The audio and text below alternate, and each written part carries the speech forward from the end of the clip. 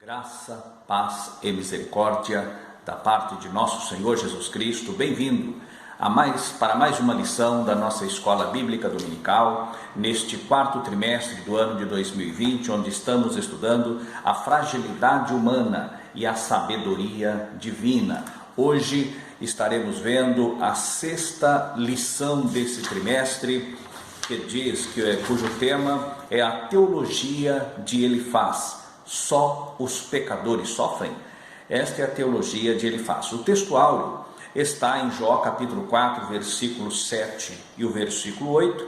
Lembra-te agora qual é o inocente que jamais pereceu? E onde foram os sinceros destruídos? Segundo eu tenho visto, os que lavram a iniquidade e semeiam o mal cegam isso mesmo. O texto áureo está no livro de Jó, capítulo 4, versículos 7 e 8. E a verdade prática, que é a verdade extraída desse texto, embora transcendente, Deus tem prazer em se relacionar com o homem terreno. Hoje, aqui com base nesta lição, estaremos vendo a teologia de Elifaz. Eu já quero deixar para você, antes que nós adentremos aqui, prossigamos aqui no nosso comentário, para que você deixe aí o seu gostei, inscreva-se no canal, divulgue, compartilhe, para que possamos alcançar o maior número de pessoas para a glória do nome do Senhor Jesus. Cremos que será de grande valia para todos nós. Meus amados, eu quero já de antemão dizer que o tempo é impossível para esgotar o assunto, até porque falta-nos, o poço é fundo, o balde é pequeno e a corda é curta. Então não dá para chegar e extrair tudo o que a palavra de Deus tem, até porque nós vamos estar hoje comentando, para que tenhamos uma ideia, 10 capítulos do livro de Jó. Nesta lição, lição número 6, nós vamos abordar em 10 capítulos do livro. O primeiro são 3 ciclos de debates, e aqui nós já vemos aqui o início das lições, como foram a apresentação do livro, a estrutura linguística, escriturística, e vimos também o sofrimento, o drama, lamento. E agora, quando os amigos de Jó, pseudos amigos, eles começam então a falar, a manifestar as suas opiniões. E começamos por Elifaz. Elifaz foi o primeiro a falar, e ele fala por 3 vezes. Ele fala nos capítulos 4 e 5, depois Jó responde no capítulo 6 e 7, ele fala novamente no capítulo 15, no segundo ciclo de debates, e Jó responde no capítulo 16 e 17, e Elifaz volta no terceiro ciclo de debates a falar no capítulo 22, como as respostas de Jó no capítulo 23 e 24. Assim, formam os 10 capítulos sobre Elifaz e Jó, com base nessa teologia.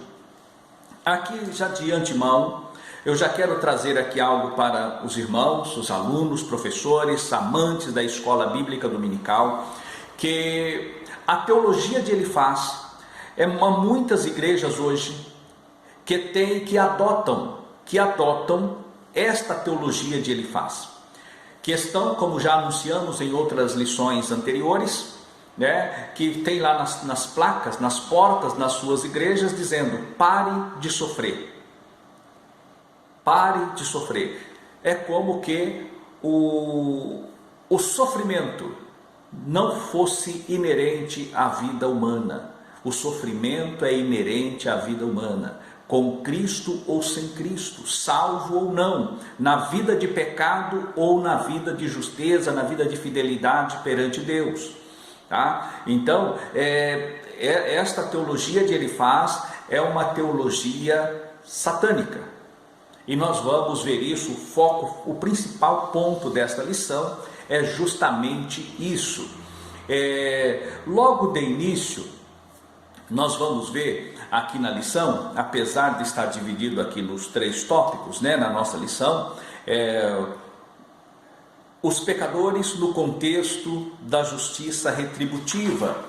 Depois nós vamos ver os pecadores no contexto da tradição religiosa. E por fim, os pecadores diante de um Deus infinito. Porém, os irmãos já têm as suas lições, as suas revistas, e nós queremos trazer algo ligado a isso, porém, que acrescente algo mais ao nosso conhecimento. Com base nesse texto, eu já quero dizer, como disse, a filosofia, a religião, a base teológica de Elifaz, nós vamos encontrar logo no começo da sua fala, no capítulo 4, ele já traz algo que é assustador. Logo, no capítulo 4, versículo 13, diz o seguinte: entre pensamentos vindos de visões da noite, quando cai sobre os homens o sono profundo, sobrevieram-me o espanto e o tremor, e todos os meus ossos estremeceram. Então um espírito passou por diante de mim e me fez arrepiar os cabelos da minha carne. Parou ele, porém não conheci a sua feição. Um vulto estava diante dos meus olhos. Houve silêncio, e ouvi uma voz que dizia: seria porventura o homem mais justo do que Deus? Seria porventura o homem mais puro do que o seu Criador? Eis que ele não confia nos seus santos, e aos seus anjos atribui loucura. Quanto menos aqueles que habitam em casa de lodo, cujo fundamento está no pó, e são esmagados como a traça. Aqui nós podemos ver qual era a base teológica de Elifaz que levou ele a ter esta conclusão. Ele diz que estava nos seus pensamentos, envolto nos seus pensamentos, nos seus raciocínios, naquilo que ele estava pensando, e de repente, durante a noite, ele tem uma visão que um espírito se aproxima, um espírito passa por ele, os cabelos da sua carne, da sua pele se arrepiam, e o espírito então começa a falar com ele, e o espírito diz no versículo 16: parou ele, porém, e não conhecia a sua feição. Um vulto estava diante dos meus olhos. Houve silêncio, e ouvi sua voz que dizia... Esse espírito aqui não era outro ser senão o próprio diabo, senão o próprio Satanás. Foi ele quem estava lá. Foi ele que se apresentou diante de Elifaz. Foi ele que colocou ali para Elifaz os questionamentos. Porque o alvo do inimigo é tirar o homem, é levar o homem a questionar Deus, a duvidar de Deus, a não crer no poder de Deus, a não crer no amor, misericórdia e bondade de Deus e entender os mistérios de Deus. O alvo do inimigo é levantar o homem com inimizade e desconfiança do Todo-Poderoso. E aqui nós encontramos nesse texto lido que foi o que Satanás procurou fazer com Elifaz. Ele conta que a visão, a experiência sobrenatural que ele teve, e nessa experiência esse ser, ele fala com ele. Ele fala a questão da justeza de Deus, fala que Deus é justo, né? E Deus de fato o é. Mas ele diz: seria porventura o homem mais puro do que o seu Criador? Eis que ele não confia nos seus servos, e aos seus anjos atribui loucura. Por que Satanás falou para Elifaz que Deus não confia nos seus servos? Se nós olharmos lá no capítulo 1, dos acontecimentos de Jó, ali o que acontece, a vida de Jó, a Bíblia diz que foram que os filhos de Deus se apresentaram perante Deus, e entre eles foi Satanás. E o Senhor fala de onde vem. Ele diz de rodear a terra e passear por ela. E o Senhor diz: observaste meu servo Jó? E ele diz: homem fiel, temente a Deus, que desvia-se do mal. Deus dando testemunho de Jó. E ali o que Satanás fala: mas também serve Jó debalde a Deus? Porventura tu não cercaste de bens, não cercaste de todas as benesses da vida? Tira para ver se ele não blasfema. E Deus fala: então toca tudo, mas não toque nele, mas toque em tudo que ele tem. E Satanás então toca em tudo, e Jó então raspa a sua cabeça, ele se prostra ao Senhor, ali no chão, ele diz: nu saí do ventre da minha mãe, e nu tornarei para lá. O Senhor Deus, o Senhor deu, o Senhor deu, o Senhor tomou, bendito seja o nome do Senhor. Como se Deus não confiasse em Jó, Deus permitiria que Satanás tocasse nos seus bens? Então aqui nós vemos que a base teológica de Elifaz, quem deu a ele essa experiência sobrenatural foi o próprio diabo, foi Satanás. Na segunda vez que eles se apresentam, que os anjos apresentam diante de Deus, novamente ele fala: observaste meu servo Jó? E novamente ele fala: pele por pele, tudo que o homem tem, ele dará. Toca, fira ele para ver se ele não blasfema de ti. E o Senhor diz: está ele nas tuas mãos, porém poupa-lhe a vida. E Jó foi ferido do alto da cabeça à planta dos pés com essa chaga maligna. E Jó lamenta o dia do seu nascimento, Jó amaldiçoa o dia do seu nascimento, como vimos na lição passada, no seu lamento. Porém ele não pecou contra Deus. Como se Deus não confiasse em Jó, Deus permitiria porventura que Satanás fizesse isso com ele? De maneira nenhuma. Então nós vemos aqui, amante da escola dominical, aluno, professor da escola bíblica dominical, que a base teológica, nem tudo, que às vezes Satanás ele pega um pouco da verdade, e depois lança a mentira para desconstruir aquela verdade. Satanás ele vem, ele usa de forma sorrateira, de forma enganosa, de forma, podemos dizer aqui, o ludíbrio para poder enganar assim as pessoas. Nós vemos ainda que ele fala isso no capítulo 4, nós vimos aqui a base da sua teologia, mas não para ainda. Ele continua ainda acusando Jó no capítulo 5. Nós vemos aqui no versículo 4, do capítulo 5. Seus filhos estão longe da salvação e são despedaçados às portas, e não há quem os livre. A sua messe o faminto a devora, e até dentre os espinhos atiras, e o salteador traga, toma, rouba, apodera-se da sua fazenda. Foi exatamente o que Jó passou. Jó perdeu seus filhos, e agora ele está falando aqui que o ímpio, o homem, o pecador, ele passa por isso mesmo. Ele perdeu seus filhos, ele perdeu seus bens. Então agora o adversário começa a colocar que aqueles acontecimentos na vida de Jó foram decorrentes, foram em consequência do seu erro, do seu pecado, da sua iniquidade. Esta é a teologia de Elifaz, baseada num preceito espiritual maligno. Assim nós podemos entender que esta teologia de Elifaz, a teologia do sofrimento, só sofrem os pecadores. Isso é verdade? Não é verdade. Não é verdade.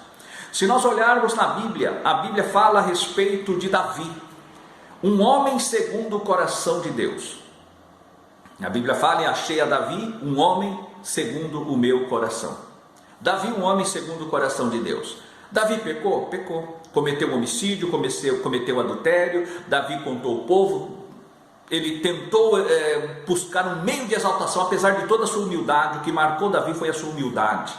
Mas ele, no momento de querer ver a sua grandeza, mandou contar o exército, veio maldição. Porém, o que Davi disse? Quando Natã, ele vai diante de Davi e contrasta Davi e faz aquela parábola, a parábola do viajante e da ovelha. E ali, quando ele fala, digno de morte é tal homem, o profeta diz para ele, esse homem és tu. E ele, na mesma hora, Davi diz, pequei contra o Senhor. Quando ele reconhece que pecou contra Deus, direto vem a palavra de Deus na boca do profeta, não morrerás. Porque pela lei de Moisés ele deveria morrer. Mas aí o Senhor, já pela sua misericórdia, não morrerás. Mas o Senhor diz, o que fizeste em oculto será feito diante dos olhos de todo o povo, e a espada não apartará da tua casa. A vida de Davi foi marcada por sofrimentos. Davi foi um homem marcado por angústia, por sofrimentos. E o sofrimento de Davi não foi depois do pecado, antes mesmo do pecado. Quando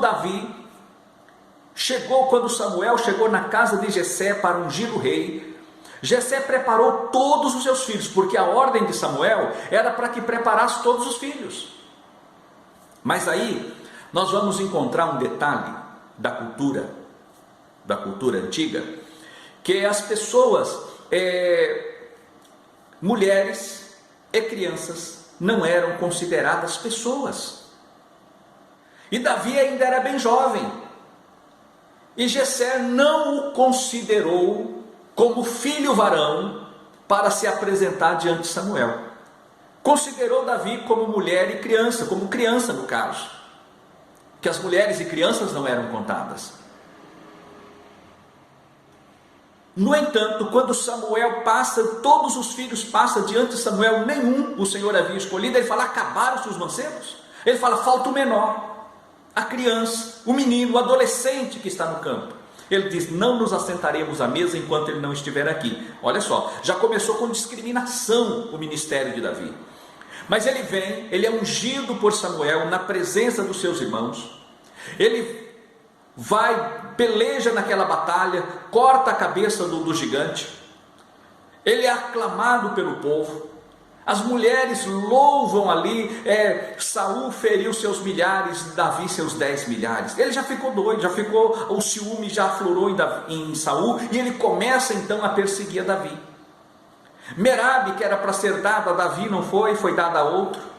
Depois ele deu a Mical com um objetivo, não para cumprir a promessa que ele fizera, para quem matasse o gigante Golias. Ele fez com um objetivo, para que Davi fosse morto pela espada dos filisteus. E todos os lugares mais difíceis ele colocava Davi na frente da batalha, para que Davi morresse, e Davi não morreu. Luta. Depois Davi teve que fugir para não morrer. E assim nós vemos tantos, e a vida de Davi depois do pecado agravou-se ainda mais, sofrimento, assassinato entre irmãos, incesto na sua casa, o seu filho comete então aquele pecado terrível também, Absalão possuindo as suas mulheres. Foi uma situação de vergonha, uma situação de humilhação, uma situação de sofrimento que Davi passou. E quem foi Davi? Quando Jesus vem e todos dizem, filho de Davi, a geração e a raiz de Davi. O cego lá em Jericó fala, filho de Davi, tem misericórdia de mim. Uma expressão messiânica, filho de Davi. Então Deus fala a respeito do trono de Davi. Então Davi foi honrado, porém foi uma vida de sofrimento. Paulo, o que dizer do apóstolo Paulo, o maior ganhador de almas, dos apóstolos, dos homens que viveram nesta terra, o maior ganhador de alma para o reino de Deus, para Cristo? Quem foi? O apóstolo Paulo.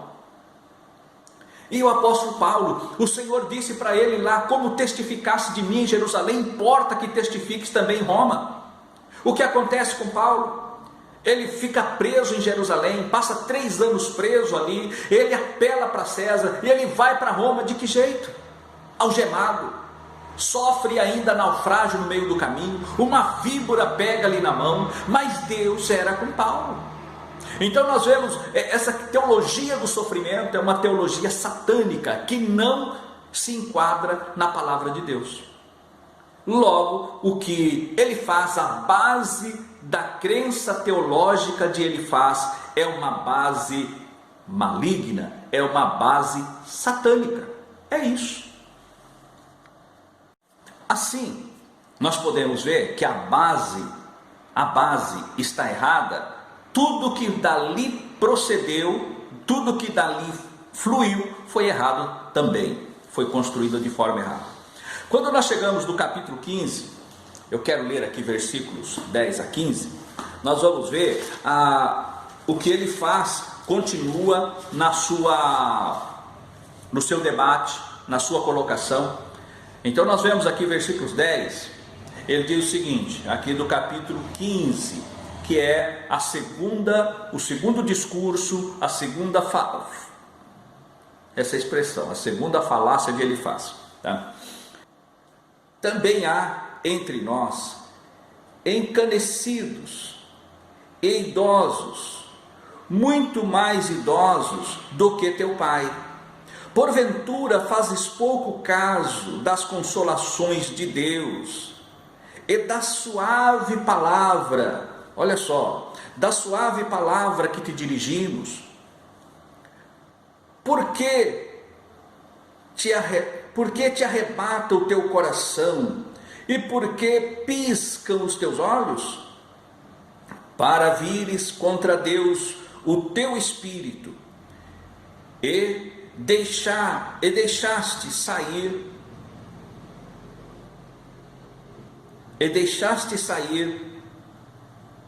as palavras da tua boca.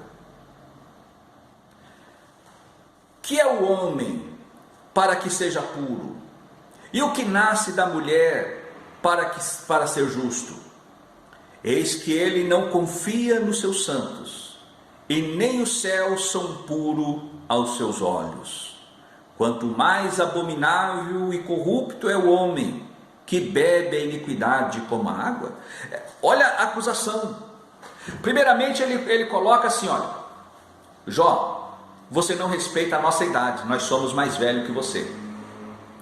Não que os jovens, não que os idosos não mereçam, eles são encanecidos. Ou seja, o que é encanecidos? Cãs branca, cabelo branco, encanecidos. Somos mais idosos do que teu pai. Você não considera isso, Jó. Não é que a Bíblia fala para não considerarmos os jovens. Aliás, nas cãs brancas há sabedoria e há que ter respeito, e a Bíblia fala do respeito aos anciãos. Porém, a mesma Bíblia que fala, ela diz a respeito dos jovens também.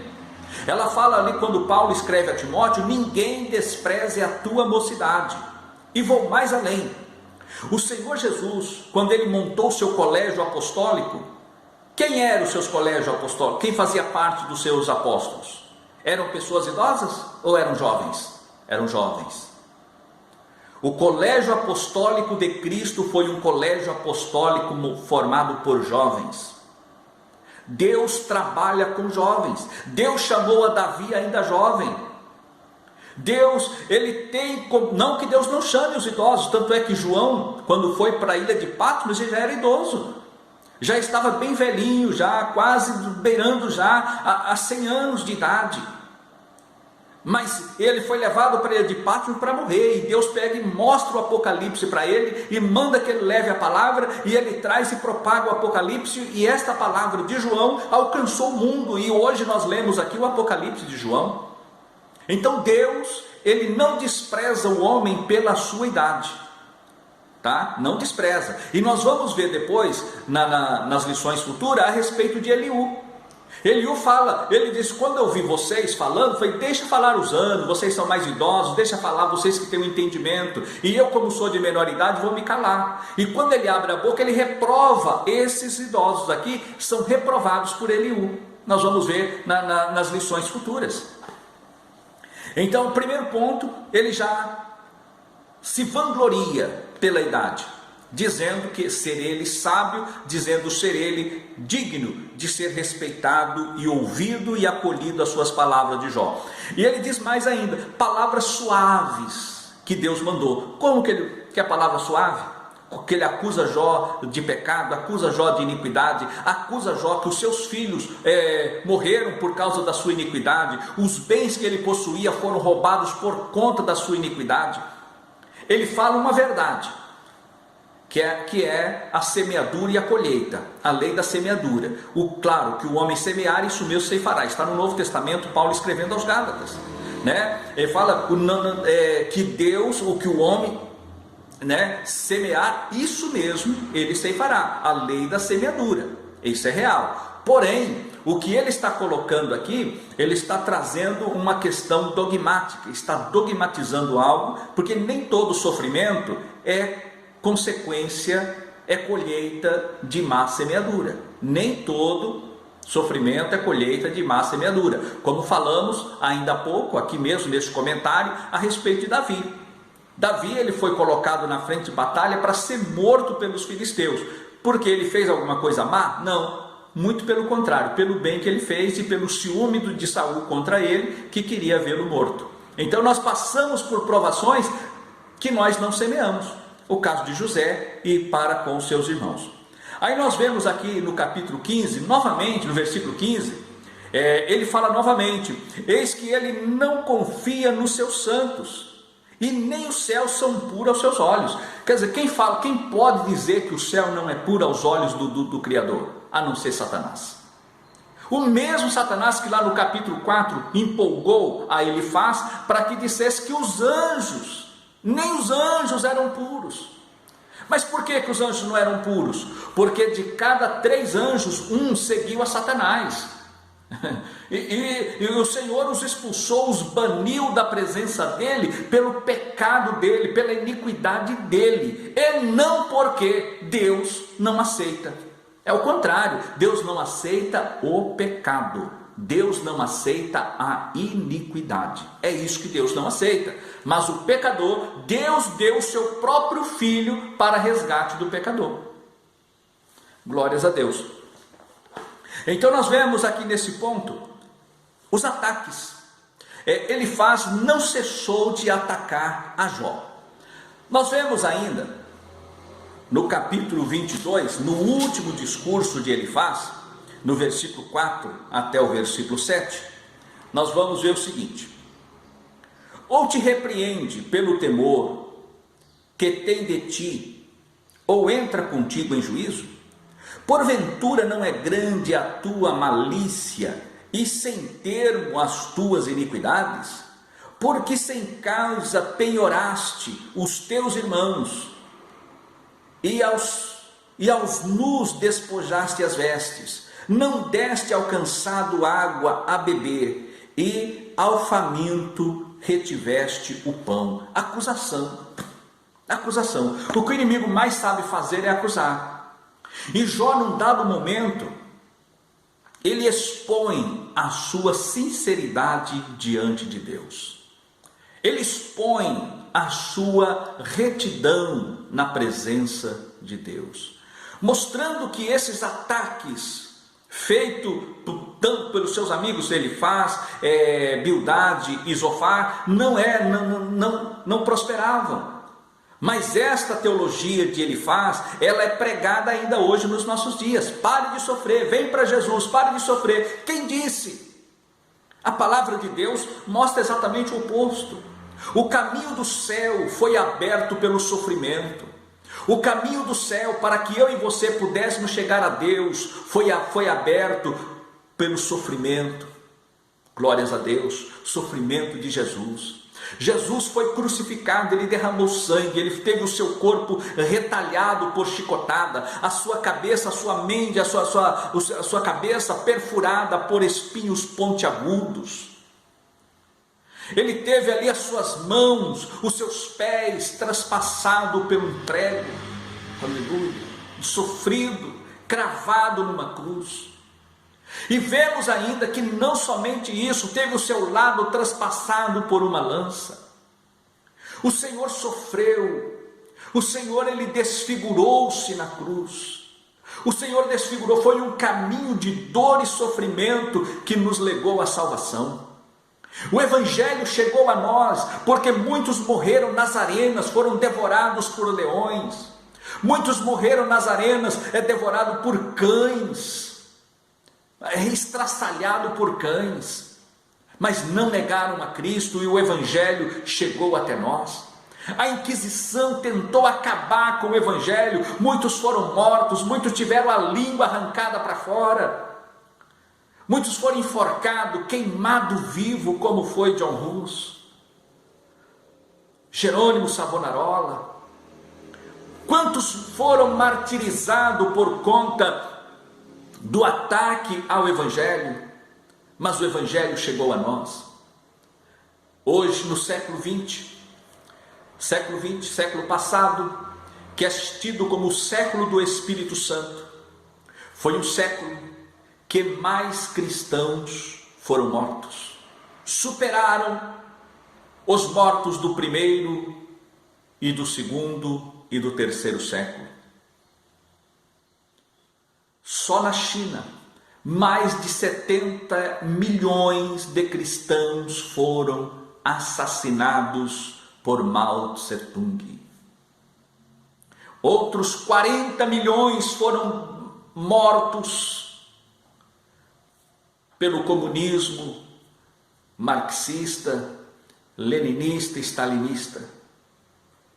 Eles destruíram, dizimaram a igreja. Não foram apenas os judeus pela Alemanha nazista, é que a história são escrita pelos vencedores. E os comunistas foram declarados vencedores da guerra. E as suas atrocidades foram ocultas na história. Mas precisamos não nos esquecer disto. Assim, esta teologia de Elifaz, que somente o ímpio sofre, é uma teologia baseada em Satanás. Ele procurou sim, de alguma forma, trazer consolo e trouxe acusação.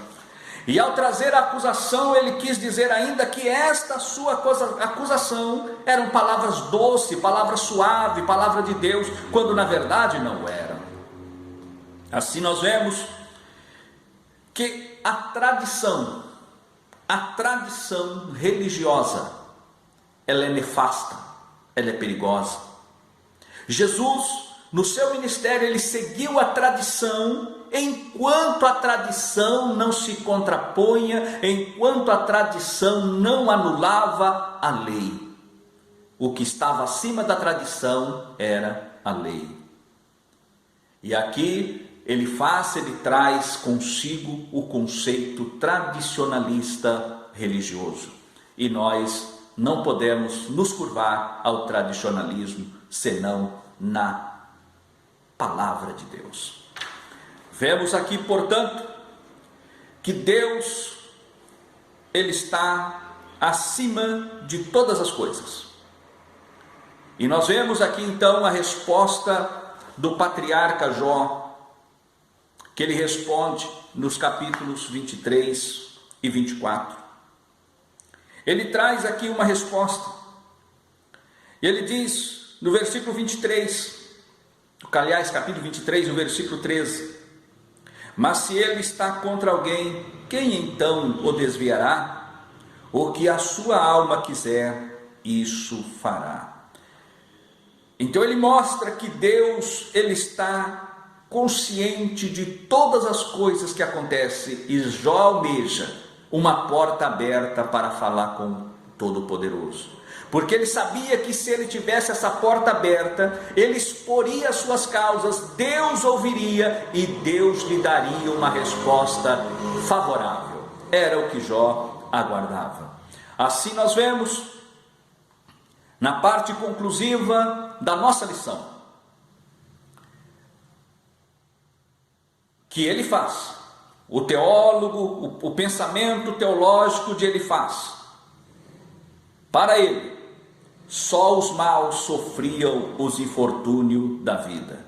Ele estava convencido de que, ao se negar a reconhecer de que estava em pecado, Jó depunha contra a religião tradicional, que sempre associou as desgraças ao sofrimento de algum pecado.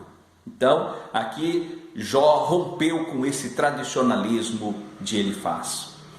Para ele, Jó estava abandonado por Deus, e isso era uma prova irrefutável de que havia pecado. Jó contrapôs e defendeu sua integridade e comunhão diante de Deus. Nunca se deixe levar pelas acusações ou querer se levantar contra Deus quando alguém o incita para assim o fazer. Mas permaneça fiel, porque as provações do tempo presente não hão de comparar com a glória que havemos de receber. Romanos capítulo 5 diz: o justo, nós somos sendo, pois, justificados pela fé, temos paz com Deus, sabendo que a tribulação produz a paciência a experiência, e a experiência a esperança, e a esperança não traz confusão, porque o amor de Deus está derramado em nossos corações. Que Deus vos guarde, vos abençoe e conserve até o grande dia da sua vinda. Amém.